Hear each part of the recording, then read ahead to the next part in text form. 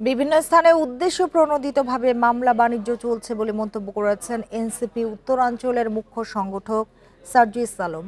দুপুরে দিনাজপুরের বিরলে পথসভায় তিনি কথা বলেন। সার্জিস আলম বলেন, কোনো একটি রাজনৈতিক দলের নেতাকর্মীরা ইচ্ছে করে নিরীহ ব্যক্তিদের হয়রানি করছে, তবে এই অবস্থা চলতে দেয়া যাবে না।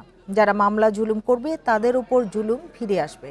এছাড়া সীমান্তে মাদক ব্যবসায় বড় রাজনৈতিক দলের অনেক নেতাকর্মী সরাসরি জড়িত উল্লেখ করে তিনি বলেন, যে সকল নেতারা মাদক ব্যবসায় জড়িত তাদের বিরুদ্ধে কথা বলতে হবে।